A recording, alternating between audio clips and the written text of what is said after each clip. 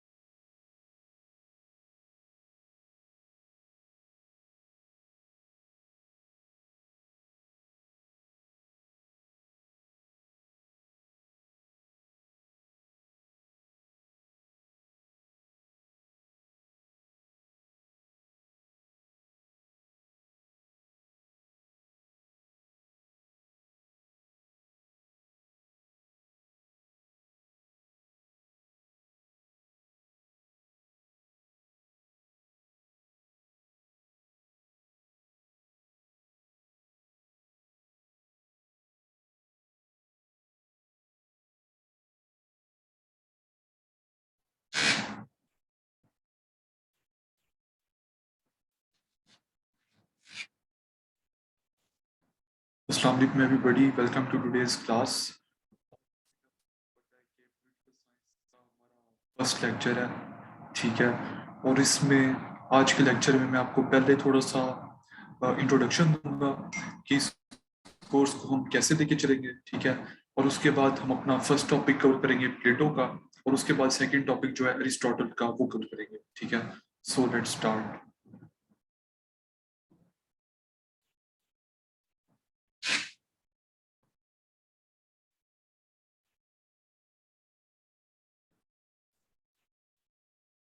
जी, सबसे पहले जिन लोगों का मेरा नहीं पता, मैं अपना इंट्रोडक्शन ब्रीफ सा दे दूं कि my name is Malik Bedar Bakht and I am from LUMS. I did my bachelors from LUMS and after that I appeared in CSS 2021 and I was able to get 31st position Alhamdulillah, and I got allocated to Police Service of Pakistan, ठीक है। उसके बाद ये जो हमारे lectures होंगे तो रोज इसी तरह मैंने आपके साथ इंस्टाग्राम अपने अकाउंट के ऊपर वो लेक्चर स्केड्यूल भी शेयर किया हुआ है कि लेक्चर 1 में हम कौन से टॉपिक्स कवर करेंगे, लेक्चर 2 में, लेक्चर 3 में एंड सो ऑन, ठीक है। तो आप वहां से वो चेक कर सकते हैं कि हम कौन से लेक्चर्स कब कब कवर करेंगे, ठीक है। और उसके बाद रोज जो हम दो लेक्चर्स कवर करेंगे, उसके बाद दो टॉपिक्स कवर करेंगे, उसके बाद एक क्वेश्चन आंसर सेशन होगा, ठीक है। उसमें जो चीजें आपको समझ नहीं आई होंगी उसको हम एड्रेस करेंगे, ठीक है। उसके बाद इसमें मैं आपको अपना एक सैंपल पेपर शेयर करूंगा। उसमें मैं आपको बताऊंगा कि कैसे आप ब्लू मार्कर कहाँ यूज करना है, ब्लैक पेन कहाँ यूज करना है, ठीक है। पेपर प्रेजेंटेशन टेक्निक्स, ताकि आप हाई स्कोर कर सकें, ठीक है। उसके साथ साथ टाइम मैनेज कैसे करना है, पहले क्वेश्चन को कितना टाइम देना है, दूसरे को कितना देना है, तीसरे को कितना, और जो पहला क्वेश्चन करना है उसमें आउटलाइन को कितना टाइम देना है, रफ जो आउटलाइन बनती है, और बाकी क्वेश्चन को कितना टाइम देना है। तो टाइम मैनेजमेंट की भी बात करेंगे इसमें। उसके बाद जैसे आज के लेक्चर के मैंने आपके साथ जो नोट्स हैं कंसाइज वो शेयर किए, ताकि आप लोग पहले से उसको पढ़ के आए, ताकि आपको लेक्चर समझने में आसानी हो। तो उसी तरह डेली का मेरा यही प्लान है कि आपके साथ मैं शेयर करूं वो नोट्स, और उसके बाद आप उनको पढ़ के आएं, ठीक है। बाकी भी जो मैंने 3 सेशंस करवाए हैं, फिलोसफी के 3 बैचेस कंप्लीट हो गए हैं, चौथा चल रहा है। तो उसमें भी मेरा यही स्टाइल रहा है, ठीक है, कि मैं नोट्स शेयर करता था और फिर उन्हीं के ऊपर लेक्चर होता था। जेंडर स्टडीज में भी इसी तरह, पाक अफेयर्स में भी इसी तरह, जितने भी मैंने बैचेस पढ़ाए हैं सब में यही स्टाइल है, ठीक है, कि नोट्स प्रोवाइड किए जाते हैं। उसके बाद आपके जब 4 वीक्स का कोर्स आपका एंड होगा, तो उसके बाद आपका एक फुल फ्लेज्ड मॉक होगा, पेपर 1 का भी, पेपर 2 का भी, ठीक है, इंक्लूडिंग एमसीक्यूज। और वो मैं आपका मॉक फिर इवेल्युएट करूंगा, आपको मार्क्स दूंगा। और उसके बाद जो है उसके ऊपर मैं आपको वॉइस नोट के साथ फीडबैक भी दूंगा कि आपने इसमें क्या अच्छा किया, क्या बुरा किया, क्या इंप्रूव करने की जरूरत है, ठीक है।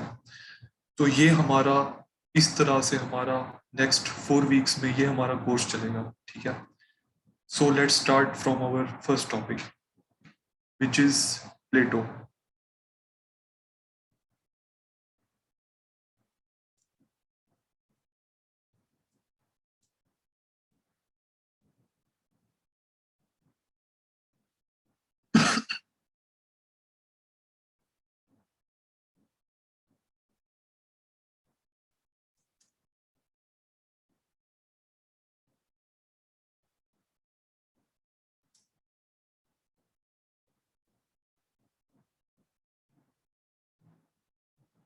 जी, हमारा फर्स्ट टॉपिक है आज का प्लेटो। ये आपको पता है कि पूरी हिस्ट्री का he is one of the most important philosophers, one of the most important political philosophers in the history of the world, ठीक है। तो ये बहुत ही इम्पोर्टेंट का हामिल है और इसके ऊपर अक्सर क्वेश्चंस भी आ जाते होते हैं, ठीक है। तो इस वजह से प्लेटो इम्पोर्टेंट है। इसकी इसकी जो 3 थ्योरीज हैं वो बहुत ज्यादा इम्पोर्टेंट है और ज्यादातर क्वेश्चन उन्हीं 3 थ्योरीज के ऊपर ही आता है, ठीक है। पहली 2 थ्योरीज को हम इकट्ठे देखेंगे। वो है इस theory of justice and philosopher king, ठीक है। और दूसरी जो उसकी थ्योरी है that is theory of communism, ठीक है। तो इन्हीं के ऊपर ही क्वेश्चन आता है ज्यादातर, ठीक है। तो उसको हम आज कवर करेंगे। पहले theory of justice and philosopher king और उसके बाद थ्योरी ऑफ कम्युनिज्म, ठीक है। सो प्लेटो को स्टार्ट करते हैं। सबसे पहले जैसे मैंने बात की इसकी theory of justice and philosopher kings, ठीक है। ये क्या इसकी थ्योरी थी? तो सबसे पहले जस्टिस की जो बात हो रही है वो जस्टिस की डेफिनेशन क्या है according to Plato. What is justice, ठीक है। Justice is an integral part of the human soul, ठीक है। प्लेटो कहता है कि जो जस्टिस है ये सिर्फ ये पूरे हमारे सोल का ही एक इंटेग्रल पार्ट है, ठीक है। और उसके साथ साथ वो ये भी कहता है कि state is the individual writ large, ठीक है। कि जो स्टेट होती है, जो एक कंट्री होता है, वो एक इंडिविजुअल की ही रिप्रेजेंटेशन होती है, बस एक बिगर लेवल के ऊपर, ठीक है। तो जिस तरह जस्टिस एक इंडिविजुअल के सोल का पार्ट है, इंटेग्रल पार्ट है, उसी तरह एक स्टेट का भी वो इंटेग्रल पार्ट है जस्टिस, ठीक है। Therefore, an analysis of the nature of the state will be an analysis of human nature, ठीक है। क्योंकि उसने कहा कि जो स्टेट है ये एक इंसान की ही रिप्रेजेंटेशन है एक लार्जर स्केल के ऊपर, ठीक है। ह्यूमन नेचर की रिप्रेजेंटेशन है। तो उसने कहा कि अगर हम स्टेट को एनालाइज करेंगे, ठीक है, उसकी नेचर को कि स्टेट की नेचर क्या है, तो वहां से हम जो ह्यूमन नेचर है उसकी भी एनालिसिस पॉसिबल होगी, ठीक है। Thus, Plato undertakes the task of construction of the just state and so the discovery of the principles of justice in the individual. तो वो इस मिशन के ऊपर he sets himself, ठीक है, कि एक जस्ट स्टेट कैसे कंस्ट्रक्ट की जाए, ठीक है। तो उसने कहा कि जब मैं एक जस्ट स्टेट के एक ऐसी स्टेट जिसमें जस्टिस होगी उसके जब मैं प्रिंसिपल्स फाइंड कर लूंगा तो ऑटोमेटिकली एक इंडिविजुअल में भी जो प्रिंसिपल्स ऑफ जस्टिस होते हैं एक ह्यूमन बीइंग में जो होते हैं वो भी वहीं से ऑटोमेटिकली डिस्कवर हो जाएंगे, ठीक है।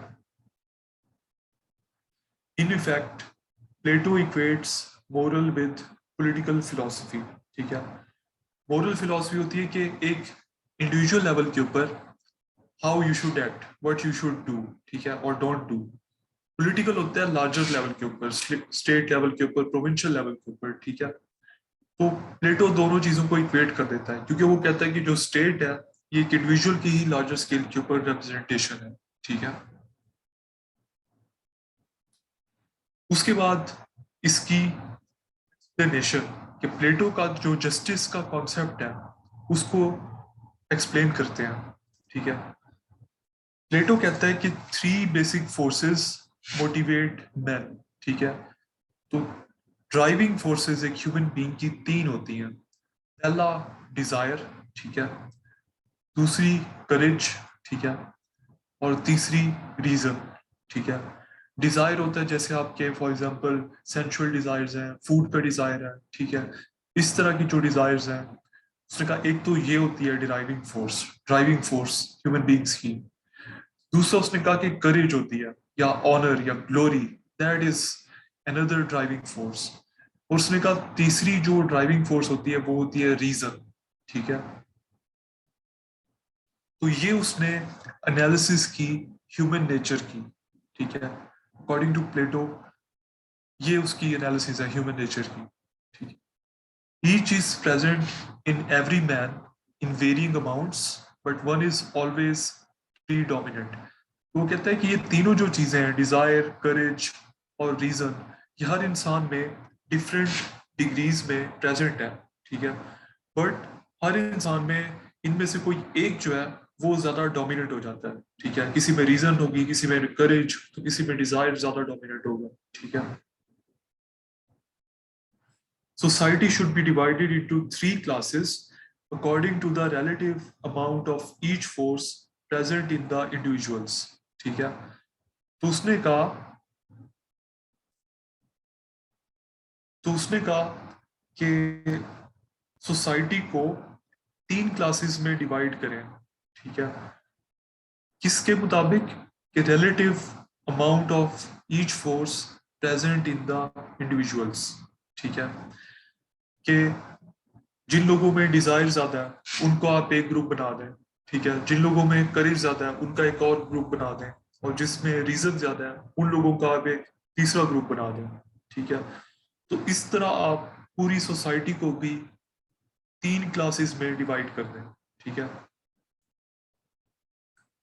Each class will play the role for which it is best qualified because of its dominating dominant dominant motivating force. ठीक हो गया। कि हर क्लास फिर वो रोल अदा करेगी जिस रोल के लिए वो बेस्ट क्वालिफाइड है, क्योंकि उसको उसी ग्रुप में डाल दिया जाएगा कि जो उसकी डोमिनेंट मोटिवेटिंग फोर्स होगी। फॉर एग्जांपल कि जिन लोगों में करेज है और डोमिनेंट मोटिवेटिंग फोर्स, उन सबको सोल्जर्स की कैटेगरी में डाल दिया जाएगा। ठीक है। कि और वो लोग सोल्जर्स का काम बहुत अच्छे तरीके से वो निभा सकते हैं क्योंकि उन्हें डर ही नहीं लगता, उनमें करेज बहुत ज्यादा है। ठीक है। इसी तरह जिनमें रीजन बहुत ज्यादा है। ठीक है। जिनमें इंटेलेक्चुअल कैपेबिलिटी जिनकी बहुत ज्यादा है। ठीक है। तो उसको प्लेटो कहता है, उनको आप जो प्लेटो एक क्लास बनाता है फिलोसफर किंग्स की या गार्डियन क्लास या रूलिंग क्लास, उसमें डाल दें। ठीक है। तो उसने कहा कि इस तरह जिस बंदे में जो मोटिवेटिंग फोर्स ज्यादा है या जो क्वालिटी ज्यादा है, वो उस क्वालिटी को सबसे बेस्ट वो यूटिलाइज कर सकेगा। ठीक है। Each person works at what he does best and through association satisfies his own needs and those of others. ठीक है। तो जो किसी में अगर रीजन है मोटिवेटिंग फोर्स, ठीक है, तो ऑब्वियसली अगर उसको आप रीजन उसकी यूज करने देंगे, एनालिसिस उसकी यूज करने देंगे, तो ही विल बी सेटिस्फाइड, क्योंकि वो चाहता भी यही था, that is what he was motivated by. ठीक है। और सोसाइटी भी बेनिफिट करेगी। ठीक है। कि जब आप उसकी रीजन को सोसाइटी की बेनिफिट के लिए यूज करेंगे तब सोसाइटी भी बेनिफिट करेगी। तो प्लेटो कहता है इस तरह ना सिर्फ वो इंडिविजुअल्स बेनिफिट करेंगे बल्कि पूरी सोसाइटी भी बेनिफिट करेगी। ठीक है। उसके बाद वो कौन सी तीन क्लासेस हैं जिनमें वो डिवाइड करता है? सबसे पहले वो कहता है कि होती है आर्टिजन क्लास। ठीक है, ये कौन सी क्लास है? Which is dominated by Dzire, ठीक है, ये डिजायर के साथ सेंशुअल प्लेयर्स से ये डोमिनेटेड है, ठीक है। Lowest of the three classes, ये जो तीन क्लासेस हैं उनमें प्लेटो इसको सबसे नीचे प्लेस करता है, लार्जेस्ट इन नंबर्स, और प्लेटो कहता है कि इसका नंबर जो है वो सबसे ज्यादा होगा, ठीक है, क्योंकि most people are driven by their desires. Task to supply the community with the material necessities of life, और उसने कहा इनका टास्क ये होगा कि ये कम्युनिटी को मटेरियल नेसेसिटीज प्रोवाइड करें लाइफ की, ठीक है। जैसे फॉर एग्जांपल प्लम्बिंग का काम है, या टेलर का काम है, बार्बर का काम है, मटेरियल जो नेसेसिटीज हैं वो ये कम्युनिटी को सप्लाई करें, ठीक है। Principle of specialization must be applied because, अब वो प्लेटो क्यों कहता है कि प्रिंसिपल ऑफ स्पेशलाइजेशन होना चाहिए, ठीक है। Prevent artisans from acting in any other field of state activity, ठीक है, ताकि जो आर्टिजन्स हैं वो किसी और फील्ड में ना जाएं, ठीक है, उनके अंदर reason, they are not driven by reason, ठीक है, so they should not engage in analysis, और वो इन कामों में इंटरफेयर ताकि ना करें, उनको अपना एक काम उनका मुख्तस कर दिया जाए और वो बस वही करें। Guarantee that upper classes are not compelled to perform tasks which belong to artisans, ठीक है। तो इससे फिर ये होगा कि अगर आर्टिजन्स जो हैं, जो लोएस्ट क्लास हैं, वो आके अगर फॉर एग्जांपल वो सोल्जर्स बनना वो स्टार्ट हो जाए, ठीक है, या वो रूलर्स बनना वो स्टार्ट हो जाए, ठीक है, तो जाहिर बात है फिर जो वो काम करते थे आर्टिजन्स, शू मेकिंग का या बार्बर का या टेलर का, वो जाहिर बात है फिर किसी को तो वो करना है, वो नीश जो है हमारे इकोसिस्टम में, हमारी सोसाइटी के इकोसिस्टम में, वो किसी ने तो वो नीश ऑक्युपाई करना है, ठीक है। तो ऑब्वियसली फिर रूलिंग क्लास से या मिलिट्री क्लासेस से लोग आएंगे और वो उस गैप को फिल करेंगे, ठीक है। तो इस वजह से प्लेटो कहता है कि उनका मुख्तस बस कर दिया जाए, ताकि बाकी जो रूलिंग क्लास है और जो मिलिट्री क्लास है उनको कोई मसला ना हो कि उन्हें भी ये काम ना परफॉर्म करने पड़े, ठीक है। फिर दूसरी जो class according to Plato, that is military class. It is dominated by courage, इसमें जो डोमिनेटिंग फोर्स है वो है courage. Middle of the three classes, ये दूसरे नंबर के ऊपर है। मिडल पोजीशन इन नंबर्स, इसके जो नंबर्स हैं वो भी आर्टिजन क्लास से कम है लेकिन रूलिंग क्लास से इसके ज्यादा है। Task to defend the state, और इनका काम है कि स्टेट को डिफेंड करें क्योंकि इनमें करेज ज्यादा होती है। अगेन प्रिंसिपल ऑफ स्पेशलाइजेशन, ठीक है, कि ये स्पेशलाइज करें बस इसी काम में। उसके बाद जो तीसरी क्लास है according to Plato, that is ruling class. It is dominated by reason या analysis, highest of the three classes, तीन क्लासेस में से सबसे हाईएस्ट है ये, ठीक है। Chosen from a select handful of soldier guardians, ठीक है।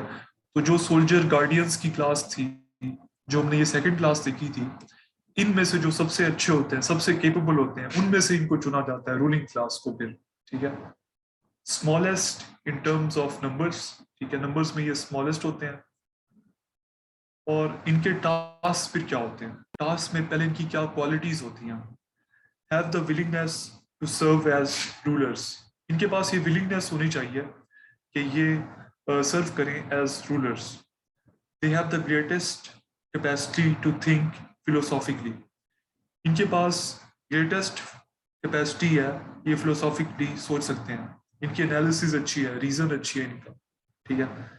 Realize that their welfare is inextricably bound up with the welfare of the whole, और इन्हें ये भी रियलाइजेशन होनी चाहिए कि ये सोसाइटी के इंटरेस्ट को सर्व करें क्योंकि ये भी सोसाइटी का पार्ट है, ठीक है। These qualities in the ideal state will produce a rulership who is devoted to community interest, ठीक है। ऐसी क्वालिटीज अगर होंगी रूरल क्लास में, तो ऐसी रूरल क्लास प्रोड्यूस होगी which will be devoted to community interest, lacking in the desire to serve its own interest eight the expense of citizens, ठीक है। और उसमें ये डिजायर भी नहीं होगा कि वो अपना इंटरेस्ट सर्व करें at the expense of citizens. तो इसका क्या कंक्लूजन है प्लेटो की theory of justice and philosopher kings का? That is justice in the state is achieved when the harmonious balance in the state is achieved through specialization. तो प्लेटो कहता है कि जस्टिस एक स्टेट में तब अचीव होती है जब एक बैलेंस अचीव किया जाता है थ्रू स्पेशलाइजेशन, कि तीनों जो क्लासेस हैं वो बस अपने काम में स्पेशलाइज करें।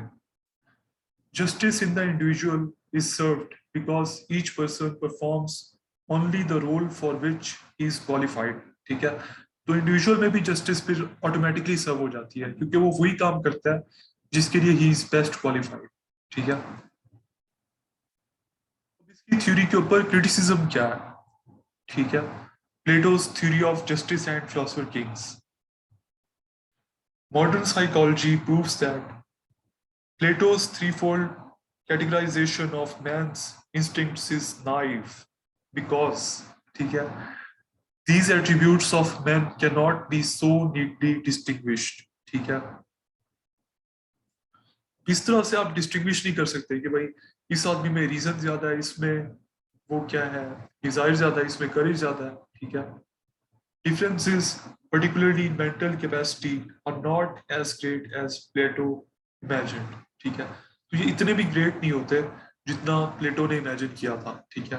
तो मॉडर्न जो साइंटिफिक है साइकोलॉजी, उसने इसकी थ्योरी को डिस्प्रूव कर दिया। उसके बाद Plato's assignment of man to one of the three classes depending on their aptitudes destroys freedom, ठीक है। वो जैसे साइन कर देता था कि भाई ये लोग आर्टिजन्स हैं, बस ये सोल्जर्स हैं और ये रूलिंग क्लास है, ठीक है, या फिलोसफर किंग्स है, ठीक है। तो ये फ्रीडम को ये चीज डिस्ट्रॉय कर देती है। क्यों? Because for example natural born shoe maker might regent devoting his life to the trade and excluded from all other community affairs, ठीक है। तो हो सकता है कि वो अब एक शू मेकर है, ठीक है।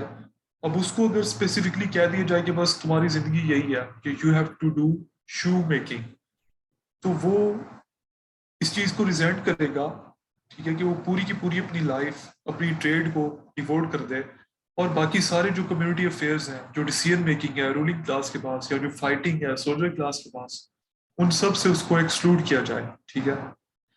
Men are happier with smaller rewards if given the freedom to draw their own conclusions, even though those conclusions may be wrong, ठीक है। तो इंसान ज्यादा खुश होते हैं अगर वो खुद डिटरमिन कर सके कि यार मैं इस चीज में अच्छा हूँ, so I should choose that profession, rather than उनके ऊपर एक इम्पोज कर दिया जाए कि भाई आप में बस डिजायर ज्यादा है, so you will be a shoe maker for life, ठीक है। So it is against freedom. तो ये थी हमारी प्लेटो की theory of justice and philosopher kings, ठीक है।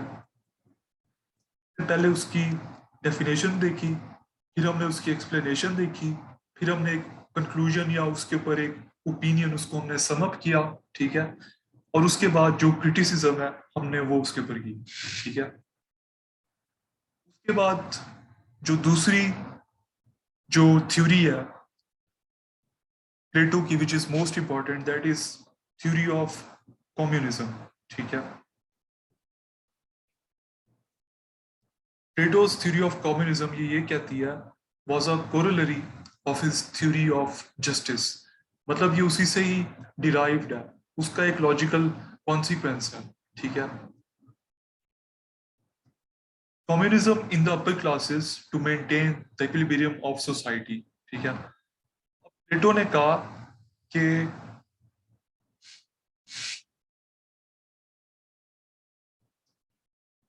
अब प्लेटो ने कहा कि अब मैं आपके क्वेश्चंस सेशन के एंड में सारे एड्रेस करूंगा, ठीक है, ताकि लेक्चर कंप्लीट हो जाए हमारा। Communism in the upper classes to maintain the equilibrium of society, ठीक है। कि अब उसने कहा कि चलें इस तरह से हम तीन क्लासेस में डिवाइड तो कर दें लोगों को, ठीक है, लेकिन अब वो स्टेट उस तरह मेंटेन कैसे की जाए, ठीक है।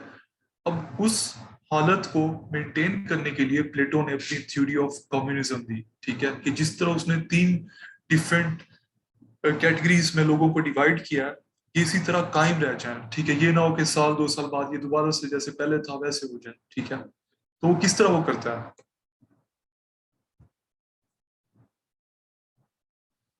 सबसे पहले वो कहता है कि there should be communism of private property, ठीक है।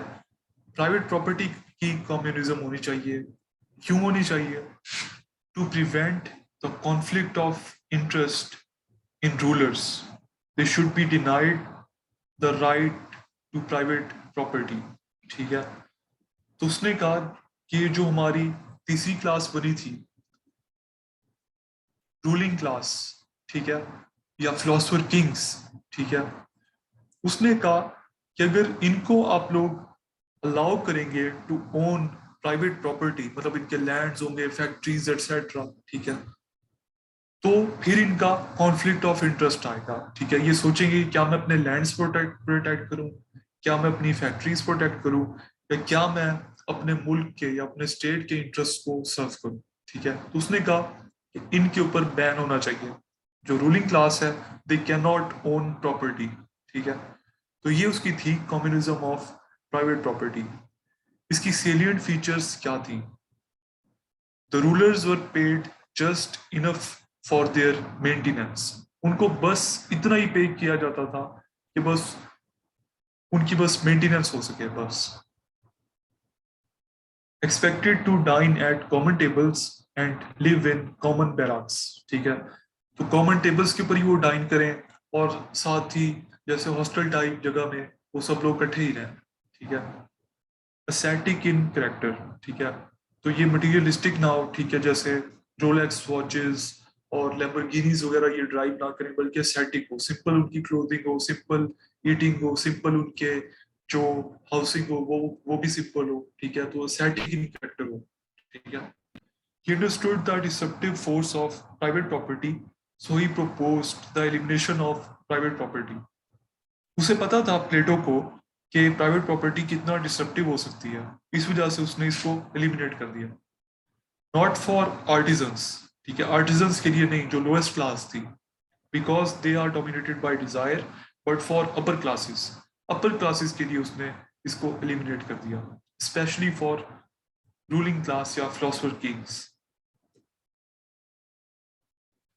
दूसरी इसकी कम्युनिज्म है, communism of wives and family, ठीक है। ये उसने क्यों इंट्रोड्यूस कराई? because wife and family create a conflict of interest between serving one's family और serving the state, ठीक है। तो अब जाहिर बात है, एक रूलर की अगर फैमिली होगी, उसकी वाइफ होगी, ठीक है, तो वो सोचेगा कि ये चीज मेरी फैमिली के फायदे में है या ये मुल्क के फायदे में, ठीक है। तो एक कॉन्फ्लिक्ट ऑफ इंटरेस्ट क्रिएट होगा। तो इस वजह से प्लेटो ने कहा कि जो रूलिंग क्लास है उसमें ये नहीं होनी चाहिए, उनकी वाइफ्स और फैमिली नहीं होनी चाहिए, ठीक है। तो इस वजह से उसने ये अपनी कम्युनिज्म दी। इसकी सेलियंट फीचर्स क्या है?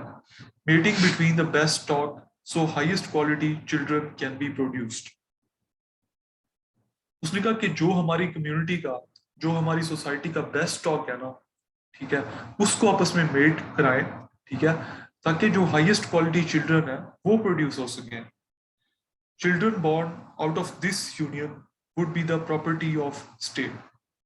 तो उसने कहा कि ऐसी जो यूनियन है उससे जो चिल्ड्रन प्रोड्यूस होंगे, they will be the property of state, वो स्टेट की प्रॉपर्टी होंगे वो चिल्ड्रन। नो मैरिज और monogamous union allowed in military and ruling classes, ठीक है। मिलिट्री और रूलिंग क्लासेस में ना कोई मैरिज अलाउ होगी, ना कोई मोनोगेमस यूनियन अलाउ होगी, ठीक है। Breeding regulated to produce offspring from the best possible stock at their prime, ठीक है। उसने कहा ब्रीडिंग को रेगुलेट किया जाए, ठीक है, कि ऑफस्प्रिंग या बच्चे ऐसे पैदा हो जो बेस्ट पॉसिबल स्टॉक से प्रोड्यूस किए जाएं, और वो भी अपने प्राइम पे, अपने फॉर एग्जांपल 20s में या 30s में हो, ठीक है। मोनोगेमस यूनियन मतलब a single husband and a single wife, not multiple partners. No individual parent-child relationship recognized. Parents were parents of all, children were children of all. तो उसने कहा कि ऐसे आप उनकी ब्रीडिंग करें, बेस्ट स्टॉक की आपस में ब्रीडिंग कराएं, और जो चिल्ड्रन प्रोड्यूस होंगे वो स्टेट की प्रॉपर्टी होंगे, ठीक है। पेरेंट्स, तो पेरेंट चाइल्ड रिलेशनशिप कोई भी नहीं होगा, ठीक है। जो पेरेंट्स होंगे वो सारे चिल्ड्रन के पेरेंट्स होंगे, और जो चिल्ड्रन होंगे वो भी सबके चिल्ड्रन होंगे। State to be maintained at optimum size, ठीक है। और उसने कहा कि जो पॉपुलेशन है उसको एक ऑप्टिमम साइज के ऊपर मेंटेन किया जाए, ठीक है। Abortion, infanticide and neglect of the ill and unfit recommended. तो उसने ये रिकमेंड किया कि आप एक साइज मेंटेन करने के लिए, पॉपुलेशन साइज, आप इन्फेंटिसाइड भी करें, आप अबॉर्शन भी करें, और जो इल है, जो अनफिट है, उनको निग्लेक्ट करें ताकि वो डाई अवे हो जाए, ठीक है। तो ये इसकी थी कम्युनिज्म ऑफ वाइफ्स। अब उसने क्यों ये प्रपोज की थी अपनी communism? Because family requires property for its maintenance, ठीक है। So one can not be eliminated without the other, ठीक है। अब अगर फैमिली होती जो अपर क्लासेस हैं उनकी, तो ऑब्वियसली उसको मेंटेन करने के लिए उनको प्रॉपर्टी भी चाहिए होती, ठीक है। तो ये नहीं हो सकता था कि सिर्फ वो प्लेटो प्राइवेट प्रॉपर्टी को एलिमिनेट कर देता और फैमिली रह जाती, ठीक है, तो भी it wouldn't have worked. Concern with marital relationships and children will detract the philosopher Kings from highest state affairs and speculative thought, ठीक है। तो दूसरी बात कि वो डिस्ट्रैक्ट होंगे, ठीक है, जाहिर बात है वो अपनी फैमिली का भी कुछ सोचेंगे कि यार इनका भी कुछ करें, whether they are well fed, well cloth, etcetera, ठीक है। तो इससे वो डिस्ट्रैक्ट होंगे, ठीक है, फ्रॉम सर्विंग द स्टेट, ठीक है। तो इस वजह से प्लेटो ने कम्युनिज्म अपनी इंट्रोड्यूस कराई। उसके बाद वुमेन के बारे में प्लेटो का क्या ओपिनियन था? He believed in equality of men and women. Women should actively participate in affairs of state, not just confined to household chores, ठीक है। Women in the upper classes to bear children, but not concerned with care of children after birth, ठीक है।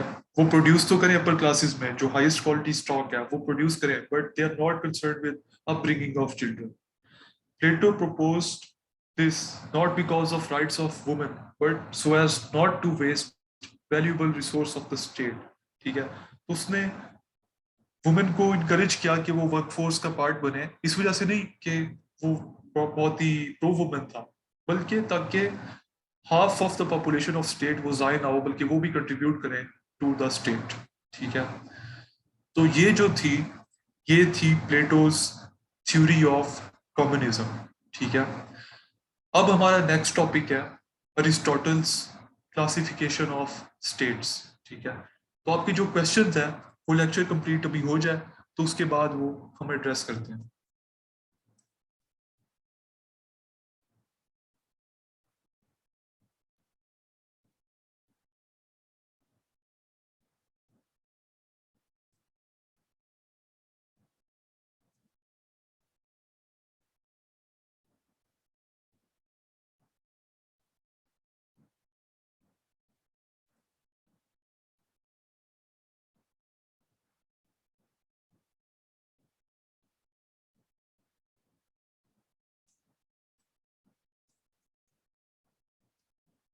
अच्छा जी, प्लेटो की बात हो गई।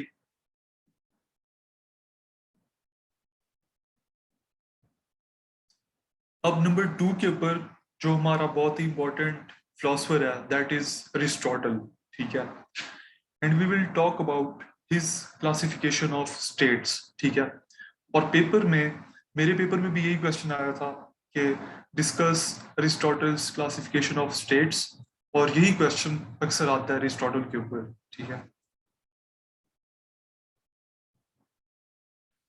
सबसे पहले उसके ऊपर हम बात करते हैं अरिस्टोटल की क्लासिफिकेशन के ऊपर।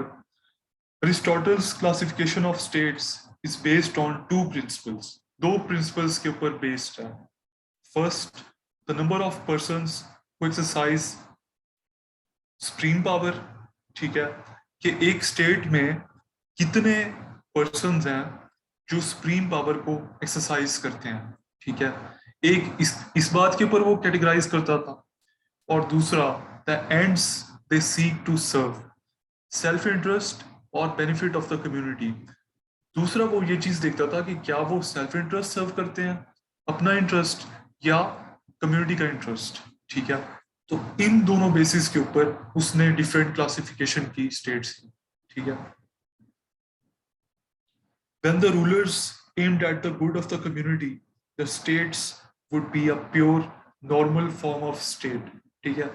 जब वो कम्युनिटी के गुड को एम करेंगे तब states pure form of state होगी, ठीक है, या डिजायरेबल फॉर्म ऑफ स्टेट होगी, ठीक है, या गुड स्टेट होगी, ठीक है।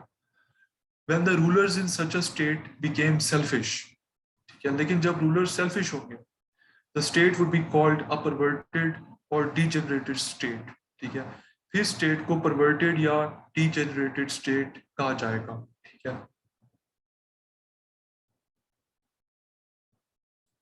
अब उसने ये 6 डिफरेंट उसने टाइप्स दी स्टेट्स की, ठीक है। अब उसने किस तरह इनको डिस्टिंग्विश किया, उसने देखा कि रूल कौन करता है, एक पर्सन करता है या फ्यू करते हैं या मैनी करते हैं, ठीक है। अगर एक पर्सन सिर्फ रूल करेगा, एक पर्सन के पास सारी पावर होगी, ठीक है, और वो कम्युनिटी का इंटरेस्ट सर्व करेगा, ठीक है, तो वो मोनार्की कहलाएगी, ठीक है।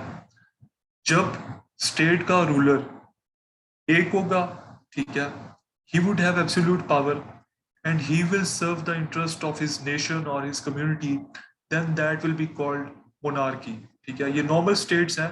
नॉर्मल स्टेट का मतलब ये है कि जैसे हमने देखा कि when they serve the good of the community, ठीक है, उसको कहते हैं हम नॉर्मल स्टेट, ठीक है। तो जब एक पर्सन रूल करेगा और वो कम्युनिटी का इंटरेस्ट सर्व करेगा, उसको मोनार्की कहेंगे। लेकिन जब एक पर्सन सर्व करेगा और वो अपना इंटरेस्ट सर्व करेगा, सेल्फ इंटरेस्ट, तो उसको हम टिरनी कहेंगे, ठीक है। और ये जारी बात है, ये सारी परवर्टेड फॉर्म्स ऑफ स्टेट है, ठीक है।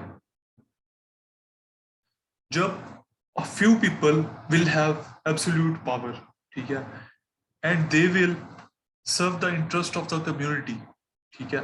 जब वो लोगों की भलाई के लिए काम करेंगे, कुछ लोगों के पास पावर होगी बस, ठीक है, तो उसको हम कहेंगे एरिस्टोक्रेसी, ठीक है। लेकिन जब कुछ लोगों के पास पावर होगी और वो सेल्फ इंटरेस्ट सर्व करेंगे, तो उसको हम कहेंगे ओलिगार्की, ठीक है। और ये उसकी परवर्टेड फॉर्म होगी। उसके बाद जब पावर बहुत से लोगों के पास होगी, ठीक है, many people would have the power, ठीक है, and they would serve the interest of the community, then it will be called a polity, ठीक है। फिर उसको हम पॉलिटी कहेंगे, ठीक है। अगर पावर अगेन मैनी पीपल के पास होगी और वो सेल्फ इंटरेस्ट अपना सर्व करेंगे, तो उसको हम डेमोक्रेसी कहेंगे, ठीक है।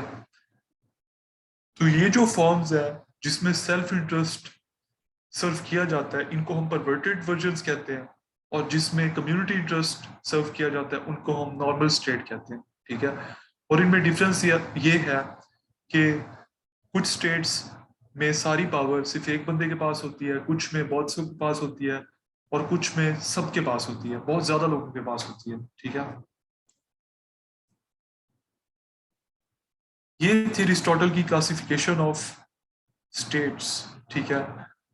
अब उसके बाद उसने कहा कि कैसे ये पॉलिटिकल चेंज का साइकिल आता है, ठीक है, कैसे हम एक स्टेट से दूसरी स्टेट की तरफ कैसे जाते हैं। तो उसने कहा कि हम ऐसे पहले मोनार्की होती है, मोनार्की से हम टिरनी में जाते हैं, टिरनी से फिर अरिस्टोक्रेसी, अरिस्टोक्रेसी से फिर ओलिगार्की, ओलिगार्की से पॉलिटी, और पॉलिटी से फिर डेमोक्रेसी, ठीक है। तो उसने कहा कि ये जो सीक्वेंस है ना, उसने कहा कि स्टेट्स ये सीक्वेंस फॉलो करती हैं, ठीक है। वो कैसे, वो भी हम देखते हैं, ठीक है। Aristotle's cycle of political change. First there is anarchy in society.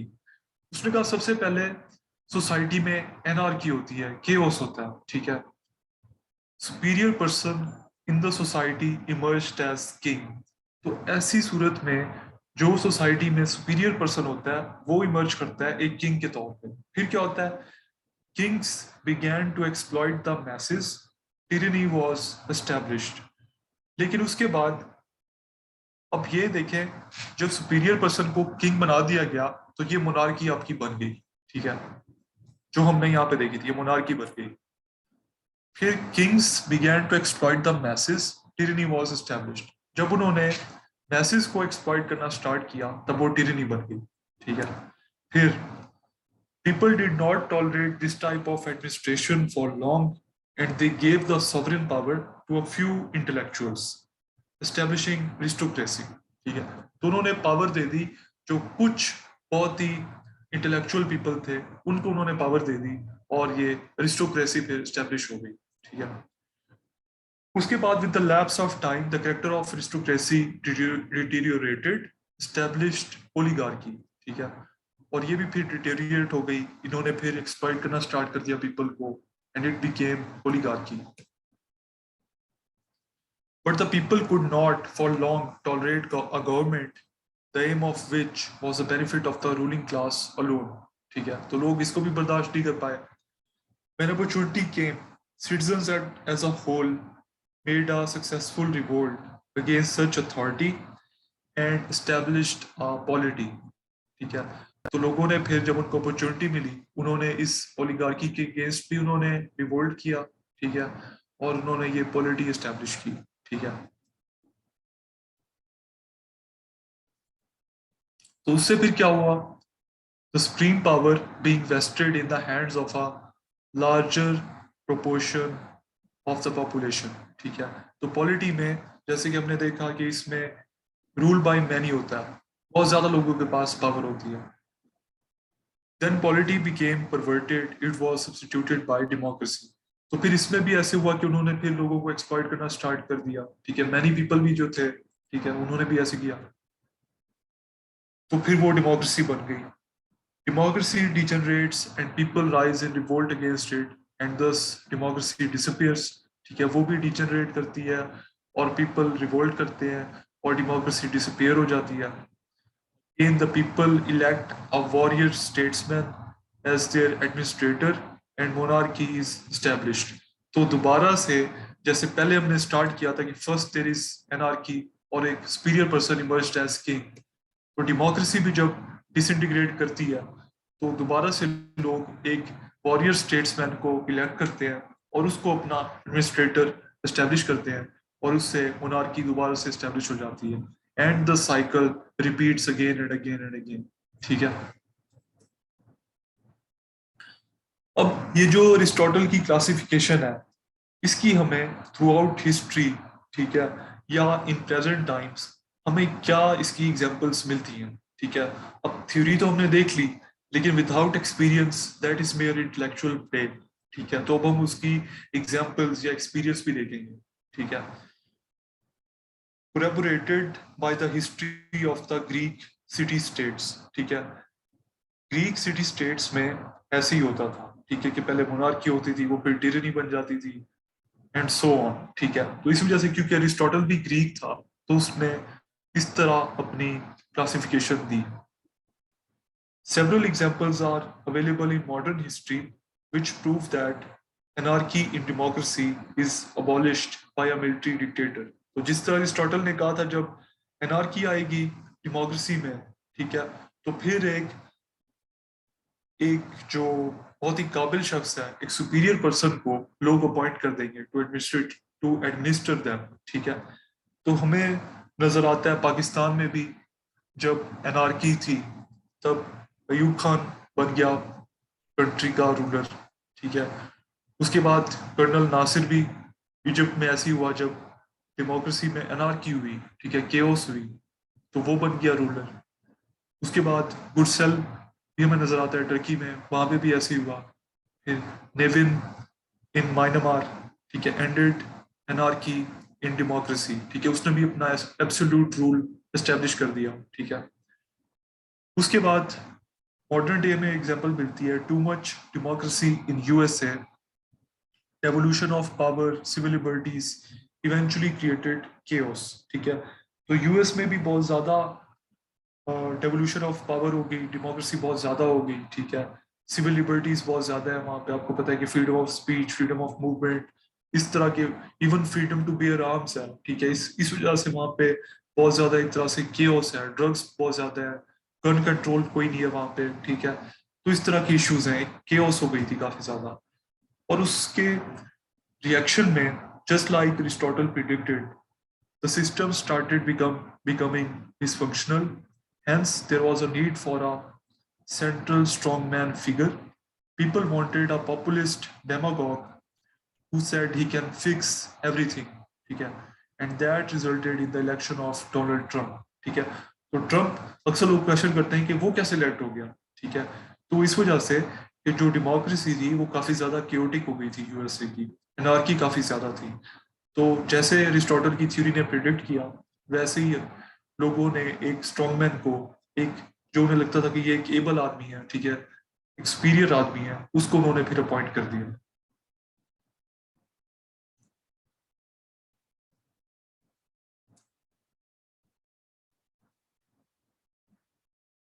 ठीक है, तो ये इसकी हो गई एग्जांपल्स, ठीक है। अब यहाँ पे ये हेडिंग, ये यहाँ पे गलत आ गई है, ये हेडिंग होगी लेगेसी की, जो ये अगले वाली हेडिंग है, लेगेसी नंबर 4, लेगेसी। एरिस्टोटल की लेगेसी क्या है, ठीक है, ये उसकी लेगेसी के पॉइंट्स हैं। Aristotle was known as the first teacher, especially in the Muslim world.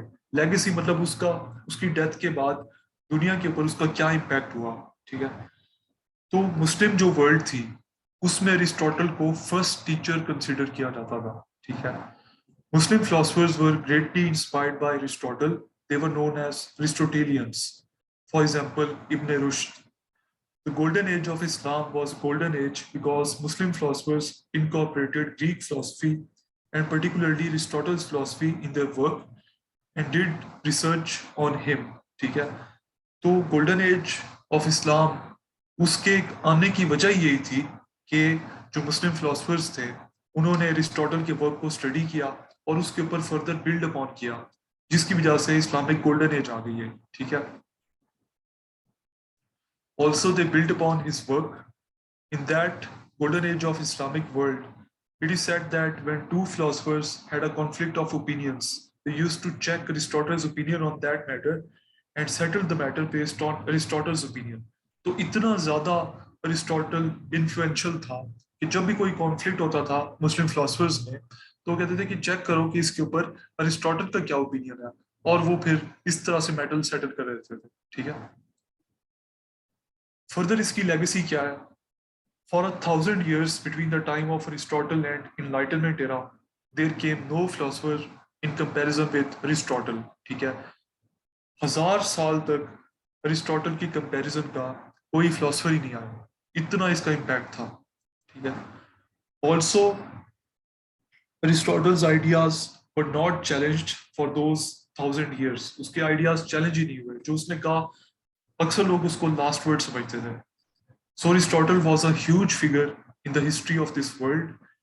After rediscovery of Aristotle's philosophy at the end of Middle Ages, Enlightenment comes in Europe. ठीक है, तो जब अरिस्टोटल की फिलोसफी को दोबारा से रीडिस्कवर किया गया at the end of middle edges, middle edges Europe में थे 500 एडी से लेके 1500 एडी तक रफली, ठीक है। उसके एंड पे जब अरिस्टोटल की फिलोसफी को दोबारा से रीडिस्कवर किया गया तो फिर इनलाइटनमेंट आ गई, ठीक है। After that critique is also done on Aristotle and some of his ideas are negated as well, ठीक है। उसके बाद उसके ऊपर क्रिटिक भी की गई फिर अरिस्टोटल के ऊपर, और उसके कुछ आइडियाज को निगेट भी कर दिया गया, ठीक है। Eventually almost everything Aristotle said was negated, फिर तकरीबन सारी इसकी थ्योरीज डिस्प्रूव हो गई, but it acted as a foundation upon which people built and progressed. लेकिन इसने एक फाउंडेशन के तौर के ऊपर एक्ट किया जिसके ऊपर लोगों ने बिल्ड किया और फिर उन्होंने प्रोग्रेस किया। अब इसकी क्या क्रिटिसिज्म है? जो अरिस्टोटल ने क्लासिफिकेशन दी थी गवर्नमेंट्स की, उसके ऊपर क्या क्रिटिसिज्म है? पहली क्रिटिसिज्म ये है, एरिस्टोटल्स क्लासिफिकेशन इज अनसाइंटिफिक, ये साइंटिफिक ही नहीं है, ठीक है। Academics have argued that it has no scientific basis, इसका कोई हमें एक्सपीरियंस के साथ या रियलिटी के साथ कोई हमें कोलैबोरेशन नहीं मिलता, कोई कनेक्शन नहीं नजर आता, it is mayor intellectual play, ठीक है। दूसरी क्रिटिसिज्म ये है, Aristotle does not distinguish between state and government, ठीक है। वो स्टेट और गवर्नमेंट के दरमियान डिस्टिंग्विश ही नहीं करता, दोनों को वो एक ही ट्रीट करता है, जबकि state comprises of the rules and institutions with which a country is governed, ठीक है।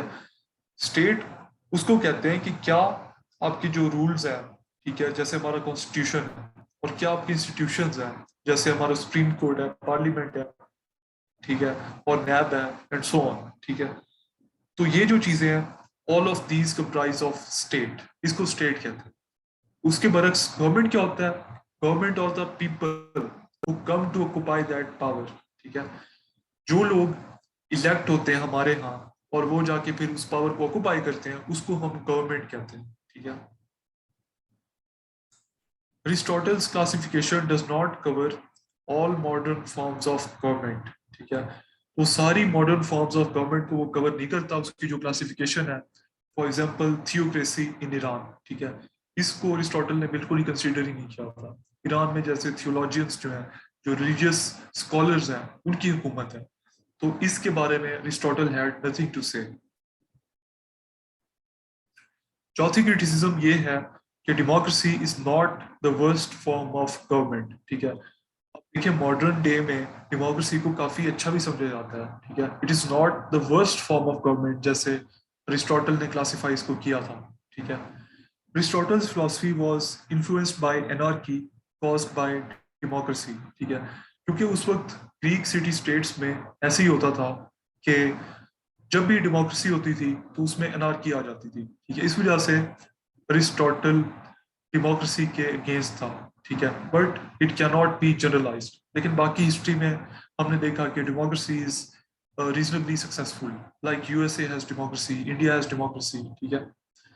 Aristotle's cycle of change does not fit in with the development of modern state, ठीक है। तो मॉडर्न स्टेट जैसे डेवलप हुई, ठीक है, तो ये उस तरह से डेवलप नहीं हुई जैसे अरिस्टोटल ने प्रिडिक्ट किया था, जो उसने अपनी साइकिल बताया कि इस तरह से one form of from the another change होगी, ठीक है, उस तरह नहीं हुआ। Applicable only to ancient Greek and Rome and not to modern states, modern states के ऊपर ये एप्लीकेबल नहीं है, it is only applicable to ancient Greece and Rome. For example, dictatorship of the Communist Party was established after absolute monarchy in Russia, ठीक है। अब जब monarchy थी, मोनार्की के बाद अरिस्टोटल ने प्रिडिक्ट किया था कि आएगी टिरनी, ठीक है, लेकिन रशिया में टिरनी नहीं आई, बल्कि कम्युनिस्ट पार्टी की डिक्टेटरशिप आ गई, यानी कि एक तरह से एरिस्टोक्रेसी आ गई, ठीक है। तो जो एक्सपीरियंस है वो उसकी थ्योरी को जस्टिफाई नहीं करता। In Germany after the first world war, emperor William two was dethroned and democracy was established, ठीक है। तो जर्मनी में ऐसा भी हुआ कि डायरेक्ट मोनार्की के बाद डेमोक्रेसी आ गई, तो बीच में जो स्टेजेस अरिस्टोटल ने कही थी, ठीक है, कि पहले यहाँ से फिर टिरनी आएगी, फिर एरिस्टोक्रेसी, फिर ओलिगार्की, फिर पॉलिटी और फिर डेमोक्रेसी, तो ऐसा कुछ नहीं हुआ। जर्मनी में वर्ल्ड वॉर वन के बाद डायरेक्ट ही डेमोक्रेसी आ गई, ठीक है, which again proves Aristotle's theory wrong. There is no place for mixed forms of government in Aristotle's classification. तो उसने कोई मिक्स्ड फॉर्म ऑफ गवर्नमेंट नहीं बनाई, ठीक है, उसने कहा कि या मोनार्की होगी या डेमोक्रेसी होगी, कोई उसने मिक्सचर नहीं बताया, ठीक है। Aristotle's classification is not applicable to आइडियोक्रेसी और थियोक्रेसी। थियोक्रेसी जैसे हमने देखा ईरान के केस में, ठीक है, वो इसके ऊपर एप्लीकेबल नहीं है। आइडियोक्रेसी कहते हैं कि जब किसी आइडियोलॉजी की बेस के ऊपर एक आपकी हुकूमत कायम हो, जैसे कम्युनिस्ट रेवोल्यूशन रशिया में आया था, फिर चाइना में आया था, ठीक है, तो एक जो कम्युनिस्ट आइडियोलॉजी थी उसके ऊपर वो हुकूमत बेस्ड थी। तो अरिस्टोटल की कैटेगराइजेशन में इनको आइडियोक्रेसी, थियोक्रेसी, इनकी कोई जगह नहीं है, ठीक है, विच इज अ क्रिटिसिज्म, ठीक है। distinction between aristocracy and oligarchy is irrelevant in modern era. ठीक है, modern era में कोई भी इस तरह distinguish नहीं करता कि अगर you have given the power to a few people, whether they are serving their own interests or the interests of the community. ठीक है, तो इस तरह हम उसको distinguish नहीं करते कि ये oligarchy है, ये aristocracy है. ठीक है, justification of slavery and exclusion of women. ठीक है, तो अरिस्टोटल ने स्लेवरी को भी जस्टिफाई किया था कि स्लेवरी भी होनी चाहिए. ठीक है, उसने कहा ये जरूरी है, और उसने वुमेन को भी कहा था कि they are inferior than man and they should be excluded from political power. ठीक है, एंड अदर अपॉर्चुनिटीज. ठीक है, तो ये भी इसकी एक क्रिटिसिज्म है इसके ऊपर. ठीक है, तो ये थे हमारे टॉपिक्स, पहले प्लेटो और फिर अरिस्टोटल. इसके ऊपर आपके कोई क्वेश्चंस हैं, कोई चीज आपको समझ नहीं आई तो यू कैन आस्क. ठीक है, आप अपने हैंड्स रेज करते जाएं बारी बारी. I will unmute you. ठीक है, and then you can ask questions.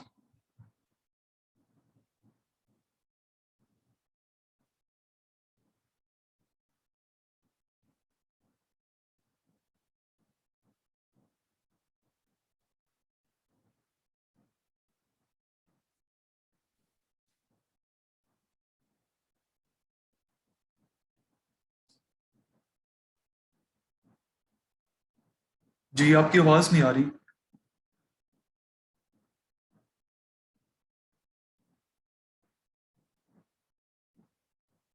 If you want to ask a question तो आप काइंडली इंश्योर करें कि आपकी आवाज आ जाए.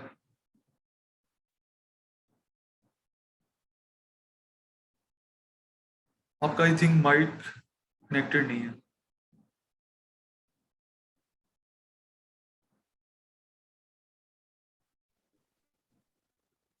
अस्सलाम वालेकुम सर. वालेकुम अस्सलाम. सर क्वेश्चन ये था कि मतलब जो प्लेटो ने मतलब जो ख्यालात अपने वो किए, उसने मतलब अपने प्रिडिक्शंस दिए थे, तो इसके पीछे भी कोई बैकग्राउंड होगा कि मतलब उस टाइम की कोई सोसाइटी का क्या ख्यालात थे, कुछ कोई चीज था कि मतलब सोसाइटी में जिस पे उसने वो किया था कि अपने ख्यालात बयान किए थे इस तरह होने चाहिए, इससे पहले सोसाइटी का क्या वो था, लेवल था?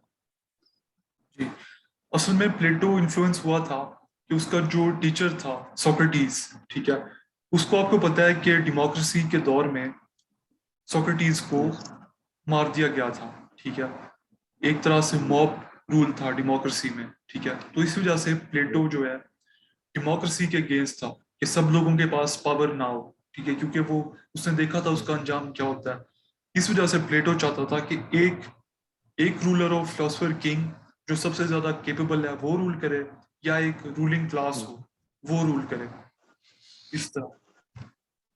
Okay sir. Okay sir, second question ये था कि मतलब जो रूल इसने अरिस्टोटल ने वो कहा था रूलिंग क्लास के लिए, बल्कि इसने प्लेटो ने कि जो मतलब रूलिंग क्लास हो, इसका फैमिली वगैरह कुछ ना हो, तो इसके लिए जो मतलब उसने वो कहा था कि मतलब जो बच्चे पैदा करे वो करे तो वो खास हो, मतलब उसमें वो ना हो, तो फिर इसमें तो वो तजाद नहीं है कि मतलब एक तो फैमिली पे भी वो है, तो दूसरा और उनके मतलब वो फैमिली भी करना? कैसे? वो कहते हैं कि फैमिली हो ही ना. ठीक है, वो कहता है ब्रीडिंग इस तरह हो कि जो बेस्ट क्वालिटी स्टॉक है वो आपस में ब्रीड करे, और उसके बाद जो बच्चे हों वो बच्चे पूरी स्टेट के बच्चे हों. ठीक है, और कोई पेरेंट चाइल्ड रिलेशनशिप ना हो. सर ये रूलिंग क्लास के लिए था, ये मतलब पूरे सोसाइटी के मतलब लोगों के लिए था, मतलब ये उसका जो प्रिडिक्शंस थे ये होने चाहिए? ये उसका जो टॉप 2 क्लासेस हैं, रूलिंग क्लास और मिलिट्री क्लास, ये उनके लिए था. Okay sir. Okay, thank you. No problem. और आपके कोई क्वेश्चंस हैं, कोई चीज समझ ना आई हो तो you guys can raise your hands and I can answer.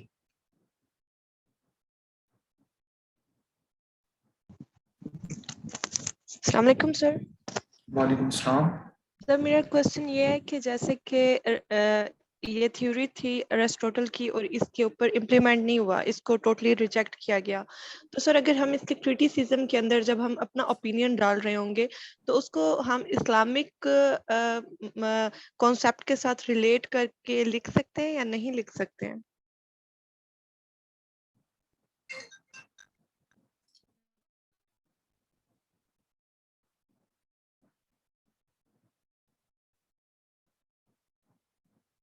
Sorry, आपका मैं क्वेश्चन नहीं समझ सका। आप काइंडली रिपीट सर करेंगी कि उसको जी मैं इस्लामिक क्या? रिपीट करती हूँ। सर मतलब देखें, जैसे कि इसकी थ्योरी पर कोई इम्प्लीमेंट नहीं हुआ, ठीक है, टोटली रिजेक्टेड थी। और दूसरी बात यह है कि बीइंग अ मुस्लिम अगर हम इसको देखें जैसे कि इसने मैरिज के लॉजिक को बिल्कुल ही कैंसिल कर दिया था। अगर हम लिखना चाहें, अपना एक कॉन्सेप्ट देना चाहें या ओपिनियन में हम कोई कुछ लिख सकते हैं लाइक इस्लामिक पर्सपेक्टिव के हिसाब से, या वो हमें अलाउ नहीं होगा? नहीं, लिख सकते हैं।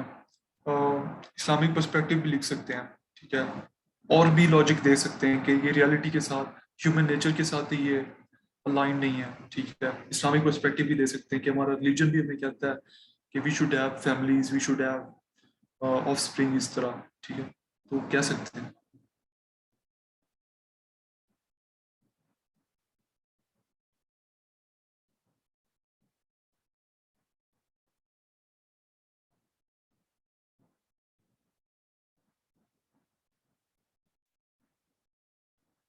जी अब्दुल जाहिर, आपका कोई क्वेश्चन है तो आप पूछ सकते हैं।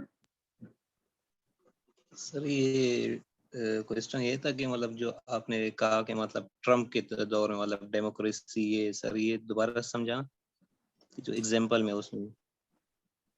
देखें, अरिस्टोटल ने ये कहा था कि जब आपकी डेमोक्रेसी होगी, ठीक है, उसने कहा डेमोक्रेसी आपकी हर वक्त डिजेनरेट हो जाती है केओस में, एनार्की में, ठीक है। मतलब इंतशार फैल जाता है माशरे में डेमोक्रेसी के बाद, ठीक है। जी और जब ये इंतशार फैलता है, ये केओस आती है, उसकी वजह से लोग देखते हैं कि कौन एक काबिल आदमी है, एक सुपीरियर आदमी है, और उसको वो फिर सारी पावर दे देते हैं, ठीक है। तो उसी तरह हमने यूएस में भी देखा कि काफी ज्यादा केओस आ गया था, और लोगों ने फिर डिसाइड किया कि ट्रम्प को पावर देनी चाहिए। Okay sir, okay.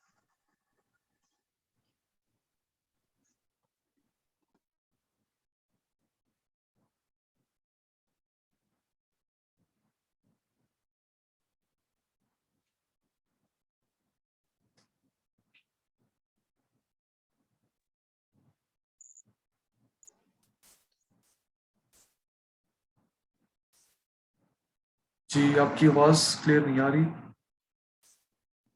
जी अस्सलाम वालेकुम सर। वालेकुम अस्सलाम। सर ये प्लेटो का मॉडर्न, प्लेटो की जो थ्योरी है मॉडर्न एरा से क्या रिलेवेंस है इसका? अगर क्वेश्चन इस तरह आ जाए कि प्लेटो और मॉडर्न रिलेवेंस में आप कुछ बताए तो हम क्या अपने ओपिनियंस दे सकेंगे? मॉडर्न इरा में देखें, जो ईरान की जो गवर्नमेंट है, थियोक्रेसी, ठीक है, वो इंस्पायर्ड है प्लेटो की थ्योरीज के साथ, ठीक है। और जो ईरान का जो पहले वहां पे रेवोल्यूशन आई थी 1979 में, तो वहां पे जो सुप्रीम लीडर था ईरान का, Ayatollah Khomeini, he was inspired by Plato, ठीक है। और उन्होंने जो बुनियाद रखी ईरान में, वो उसी तरह देखें, जो उनके भी जो थियोलॉजियंस हैं, जो रिलीजियस स्कॉलर्स हैं, they are the rulers, just like Plato wanted a ruling class, ठीक है। और उसके बाद प्लेटो डेमोक्रेसी के अगेंस्ट था। तो डेमोक्रेसी का आप देखें कि यूएस को नुकसान भी बहुत ज्यादा हुआ है कि वहाँ पे ड्रग्स हैं, ठीक है, और बहुत ज्यादा वाइसेस हैं, गैम्बलिंग है, गन कंट्रोल नहीं है। तो डेमोक्रेसी के जो नुकसान हम देखते हैं, वो भी आप प्लेटो को कह सकते हैं कि he is justified in saying that, ठीक है। और उसके बाद जब हम किसी एक बहुत काबिल बंदे को सारी पावर दे देते हैं, like Lee Kuan Yew who was the prime minister of Singapore, तो सिंगापुर देखें कैसे विद इन अ जनरेशन वो एक डेवलपिंग कंट्री से one of the most developed countries in the world बन गया, ठीक है। Just like Plato wanted to give all the power to one philosopher king और a class of philosopher kings, ठीक है। तो ये सारी हम एग्जांपल्स इस तरह बहुत मिल जाती हैं। ठीक है सर, ठीक है। और सर इसका हम रेफरेंस क्या देंगे, मतलब ये हमने किस किताब से या लिखा है या पढ़ा है? अगर किताब का रेफरेंस आ जाए ना, किताब जो पेपर में देते हैं, तो क्या रेफरेंस देंगे किताब का? अगर आपने ये बात किसी किताब में पढ़ी हुई हो, आपको याद हो, ठीक है, तो आप वो किताब का रेफरेंस दे दें। अगर आपको वैसे ही ये पता है या आपके ऑब्जर्वेशन में है, फिर रेफरेंस ना भी दें तो कोई ऐसी बात नहीं है। ठीक है सर, ठीक।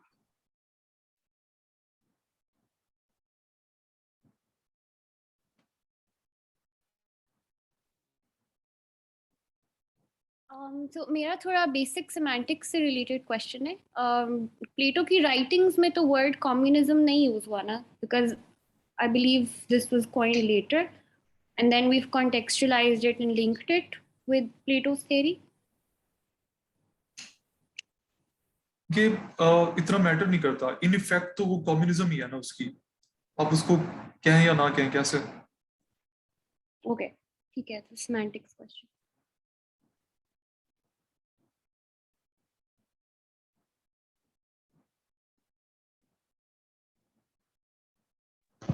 अस्सलाम वालेकुम वालेकुम सलाम। Sir. First of all thank you so much, आपने बहुत अच्छा पढ़ाया है, बहुत से थैंक कॉन्सेप्ट्स यू। क्लियर हो गए। Thank you. सेकेंडली, मेरा इंटरनेट सिग्नल्स में डिस्टॉर्शन आ रहा था, तो मुझे एक थियोक्रेसी टर्म की समझ नहीं आई, ये क्या है। और सेकेंडली, जो आपने प्लेटो थ्योरी ऑफ कम्युनिज्म में प्राइवेट प्रॉपर्टी का कॉन्सेप्ट दिया था, ये क्या है, ये दोनों एक्सप्लेन कर दें। ठीक है, जो थियोक्रेसी है that is ruled by theologians. Theologians होते हैं रिलीजियस स्कॉलर्स, जैसे ईरान में रिलीजियस स्कॉलर्स रूल कर रहे हैं, ठीक है। या फॉर एग्जांपल पाकिस्तान में अगर मौलाना फजलुर रहमान साहब की, उनकी जो जो जमात है, अगर उसकी हुकूमत आ जाए, तो वो लोग भी एक तरह से रिलीजियस स्कॉलर्स हैं, तो उसको फिर हम थियोक्रेसी कहेंगे, ठीक है। और दूसरा, प्राइवेट प्रॉपर्टी की आपने क्या क्वेश्चन किया?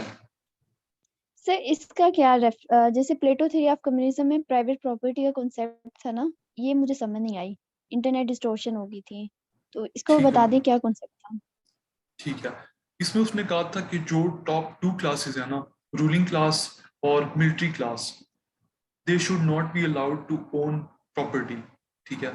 क्यों? क्योंकि जब वो प्राइवेट प्रॉपर्टी ओन करेंगे तब कॉन्फ्लिक्ट ऑफ इंटरेस्ट आएगा, ठीक है, कि क्या वो अपनी प्रॉपर्टी को प्रोटेक्ट करें या वो कम्युनिटी के इंटरेस्ट को सर्व करें। इस वजह से they should not be allowed to own property. Sir हम पॉलिटिकल साइंस का पेपर एनालाइज करते हुए इसको रिलीजन के साथ करना चाहिए एनालिसिस इसका, या नहीं करना चाहिए? अगर आपके पास जैसे उसके ऊपर क्रिटिसिज्म में और कोई रेफरेंसेस हैं, कोई और पॉइंट्स हैं, फिर तो ठीक है। अगर नहीं है तो फिर एज अ लास्ट रिजॉर्ट आप रिलीजन को भी फिर यूज कर सकते हैं, ताकि लेंथ तो एटलीस्ट बढ़ जाए ना आपकी क्वेश्चंस की।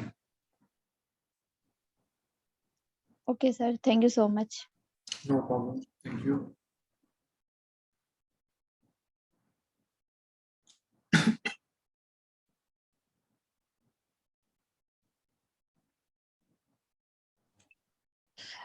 Sir, what is the relevance of philosopher king in Plato's theory? Like, why is he being discussed? Right. अब प्लेटो ने जो 3 क्लासेस उसने डिवाइड की, तीसरी क्लास हमने जो देखी दैट वाज रूलिंग क्लास, ठीक है, and that is also called philosopher Kings, ठीक है। सो उसका सिग्निफिकेंस यही है कि प्लेटो ने कहा कि ऐसे हमारे रूलर्स होने चाहिए which have the greatest mental और intellectual capability, ठीक है।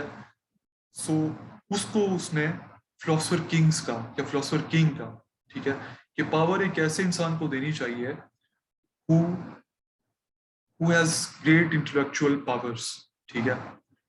तो ये सारे प्लेटो की थ्योरी का पार्ट था जो उसने 3 में क्लासेस में डिवाइड किया। तीसरी क्लास फिलोसोफर किंग्स की थी, ठीक है। So that is its significance.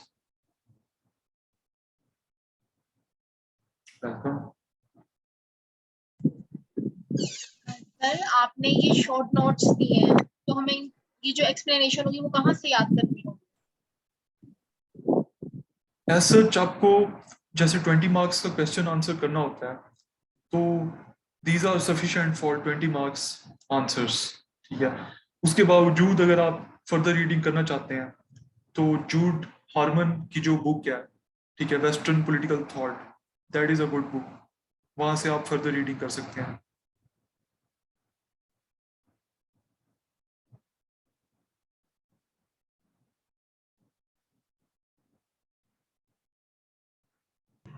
अस्सलाम वालेकुम सर। वालेकुम अस्सलाम। सर मेरा क्वेश्चन है कि रिगार्डिंग डेमोक्रेसी, सर हम इसको पाकिस्तान के साथ किस तरह रिलेट कर सकते हैं, if because already democracy Pakistan में बहुत ज्यादा क्योस क्रिएट कर रही है, राइट? तो Exactly. हम तो सर इसको हम ये कह सकते हैं, किस तरह इसको जरा करेंगे, आप काइंडली बता सकते हो? इसमें अगर वैसे देखा जाए तो बिल्कुल हमारे यहाँ डेमोक्रेसी देखें, it hasn't worked out really well, ठीक है, केओस हो जाती है। अब देखें जैसे क्योटिक सिचुएशन प्रोड्यूस हो गई है बिकॉज ऑफ डेमोक्रेसी, ठीक है। तो उसी तरह अब देखें रिसेंटली ये बात हो रही थी कि जो इतना जो केओस है, अनसर्टिनिटी है, तो लाइकलीहुड बढ़ गया था कि हो सकता है जो नॉन डेमोक्रेटिक फोर्सेस हैं वो दोबारा से टेक ओवर कर लें, जैसे पाकिस्तान की हिस्ट्री में होता रहा है, ठीक है। तो इस तरह जैसे अरिस्टोटल ने प्रिडिक्ट किया था, ठीक है, वैसे ही अभी चांसेस बढ़ गए थे। तो हम इसको ये एग्जांपल बिल्कुल कोट कर सकते हैं, ठीक है, कि पाकिस्तान की हिस्ट्री में जैसे हमने अयूब खान की भी एग्जांपल दी, ठीक है, उसके बाद हम ज़ियाउल हक की भी एग्जांपल दे सकते हैं कि उस वक्त भुट्टो की हुकूमत के अगेंस्ट बहुत ज़्यादा प्रोटेस्ट चल रहे थे, पूरे मुल्क में प्रोटेस्ट चल रहे थे, केओस की सिचुएशन थी। So Ziaul Haq had the opportunity to declare martial law, ठीक है, हम उसको ये कह सकते हैं फिर। Okay sir. सर हम यही कहेंगे ना कि like in the recent political turmoil जो हो रहा था उसके अंदर चांसेस थे कि पाकिस्तान भी इसकी तरफ जा सकता था। बिल्कुल बिल्कुल, यही कहेंगे, और हम कहेंगे हमारी हिस्ट्री भी ये शो करती है कि जब केओस आता है तब मार्शल लॉ तभी लगते हैं ज्यादातर, जैसे ज़ियाउल हक का, अयूब खान का। Alright, thank you so much sir. No problem.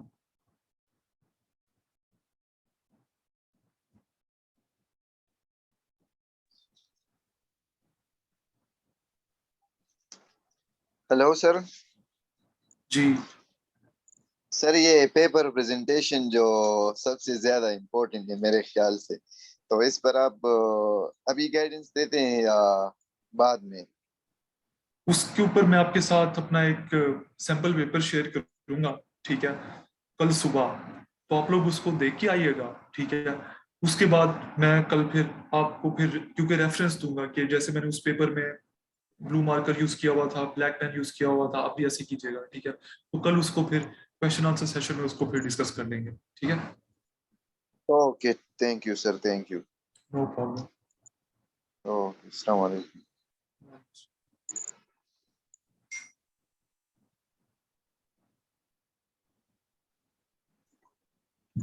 अस्सलाम वालेकुम सर। वालेकुम सलाम। जी, मेरा क्वेश्चन ये है कि जैसा अभी आपने बताया कि यूएसए के को डेमोक्रेसी के ड्रॉबैक भी फेस करने पड़े हैं, जैसे कि आपने बताया ड्रग्स का और उसके अलावा बर्थ रेट एक्सेट्रा, और आपने साथ साथ ये भी बताया कि सिंगल पर्सन रूलिंग के बेनिफिट्स, आपने सिंगापुर की एग्जांपल दी। अगर इसके अकॉर्डिंग आपकी नज़र में डेमोक्रेसी के क्या बेनिफिट्स हैं और सिंगल रूलिंग के क्या ड्रॉबैक्स हैं? अच्छा, ये तो हम आगे जो हमारा एक लेक्चर होगा पूरा डेमोक्रेसी एंड मोनार्की का कंपैरिजन, उसमें हम डिस्कस करेंगे। लेकिन मेरे ख्याल से अब देखें पाकिस्तान जैसे कंट्रीज के लिए ये जरूरी नहीं कि democracy he best form of government हो, क्योंकि चाइना में भी देखें डेमोक्रेसी सच नहीं है, और पूरी इंसानियत की हिस्ट्री में किसी बड़े मुल्क ने इतना तेजी से तरक्की नहीं की जितना तेजी से चाइना ने की है, ठीक है। सिंगापुर की भी एग्जांपल हमारे सामने है, ठीक है। तो वहां से शो होता है कि जो वन पर्सन रूल है या अ फ्यू पीपल रूल है, उसके भी बहुत ज्यादा फायदे हो सकते हैं, ठीक है। तो पर्सनली मुझे तो सिंगापुर का जो सिस्टम है वो बहुत पसंद है, उनके हिसाब से वो बहुत अच्छा है, ठीक है। तो बट इसके फर्दर ड्रॉबैक एग्जिस्ट करते हैं सिंगल पर्सन रूलिंग के? इसके ड्रॉबैक्स यही हैं कि सिविल जो लिबर्टीज हैं वो कम हो जाती हैं, ठीक है। फॉर एग्जांपल वो अपनी मर्जी से आपकी फ्रीडम ऑफ स्पीच बैन कर सकता है, वो आपका फ्रीडम ऑफ मूवमेंट वो बैन कर सकता है, ठीक है। ये इस तरह के फिर जो ह्यूमन राइट्स हैं उनकी वायलेशंस वो ज्यादा हो जाती हैं फिर। ओके, और डेमोक्रेसी के क्या बेनिफिट्स हैं आपकी नजर में? यही उसके फिर बेनिफिट्स हैं डेमोक्रेसी के।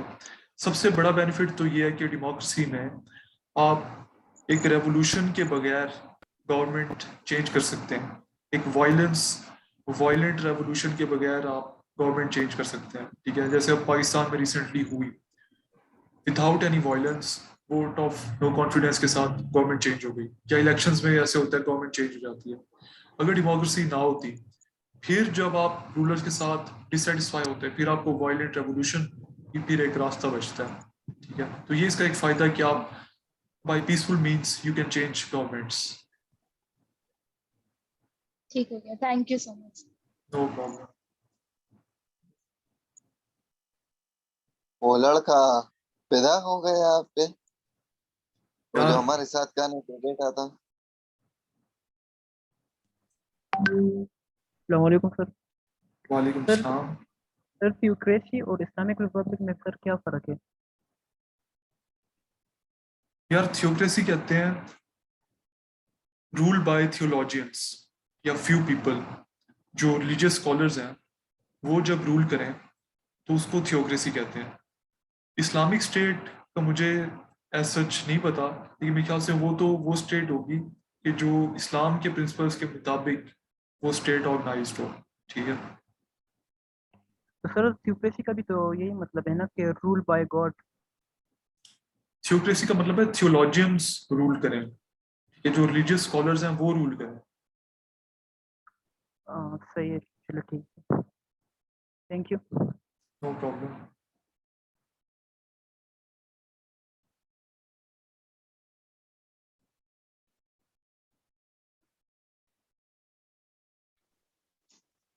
अस्सलाम वालेकुम सर।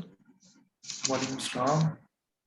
सर ये जो एरिस्टोटल पे क्रिटिसिज्म हुआ था, इसमें एक पॉइंट था कि मतलब स्टेट और गवर्नमेंट में मतलब फर्क है सर, ये थोड़ा सा क्लियर करना। स्टेट कहते हैं कि जो आपके इंस्टीट्यूशंस हैं लाइक सुप्रीम कोर्ट, पार्लियामेंट, नैब, ठीक है, जो आपका कॉन्स्टिट्यूशन है, इन सबको स्टेट कहते हैं, ठीक है। ये सब मिला के स्टेट बनाते हैं, ठीक है। गवर्नमेंट उसको कहते हैं कि जो लोग जाके ये पावर ऑक्युपाई करते हैं। जैसे फॉर एग्जांपल पहले कहते थे कि ये पीटीआई की गवर्नमेंट है, ठीक है। अब कहते हैं कि ये पीएमएलएन की गवर्नमेंट है या कोलिशन गवर्नमेंट है, ठीक है। स्टेट तो पाकिस्तान एक ही है, गवर्नमेंट्स चेंज हो रही हैं, ठीक है। नहीं सर, वैसे ये गवर्नमेंट भी तो इनसे स्टेट से तो लिंक करता है, तो सर इसमें कोई डिफरेंस किस चीज का रखा गया है? नहीं, गवर्नमेंट्स तो उन लोगों को कहते हैं कि जो लोग जाके पावर में आए उसको कहते हैं कि ये गवर्नमेंट हो गई है, ठीक है। स्टेट जो होती है वो इंस्टीट्यूशंस का नाम है, सुप्रीम कोर्ट, कॉन्स्टिट्यूशन, इन सब को मिला के स्टेट कहते हैं। ओके सर, होपफुली आपको नो प्रॉब्लम।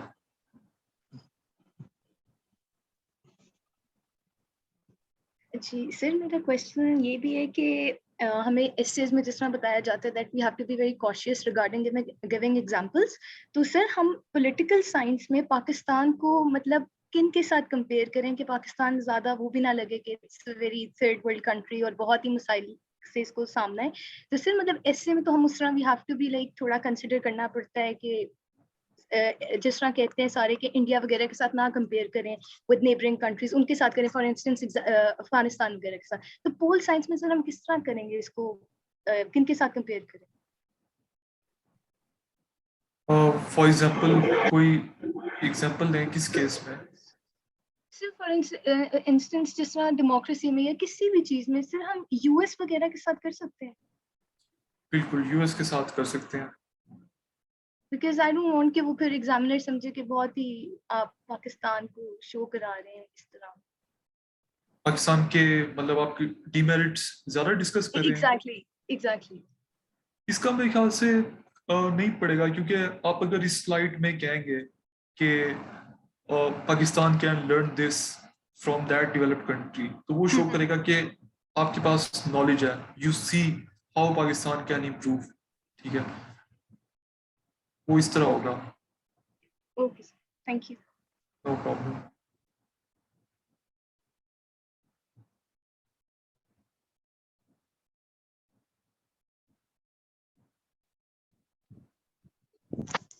सर मुझे पूछना ये था कि जो क्लासिफिकेशन ऑफ स्टेट के 2 पॉइंट्स हैं सर, उनको काइंडली अपनी वर्डिंग में बता दें। जी, क्लासिफिकेशन ऑफ स्टेट, एक तो उसने कहा कि क्या उसमें सिंगल पर्सन रूल होगा, फ्यू पर्सन्स का रूल होगा, या उसमें मैनी पर्सन्स का रूल होगा, ठीक है। तो उसने इस बेसिस के ऊपर डिस्टिंग्विश किया। दूसरा उसने डिस्टिंग्विश किया कि क्या जो रूलर्स हैं वो सेल्फ इंटरेस्ट सर्व करेंगे या वो कम्युनिटी इंटरेस्ट सर्व करेंगे, ठीक है। तो ये 2 पॉइंट्स थे जिसकी बेसिस के ऊपर उसने डिवीजन की, ठीक है।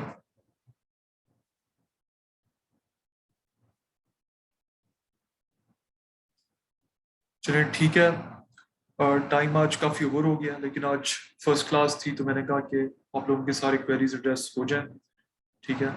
तो इंशाल्लाह सी यू गाइस टुमारो, और जो नेक्स्ट टॉपिक्स हैं उनको कवर करेंगे। Thank you so much.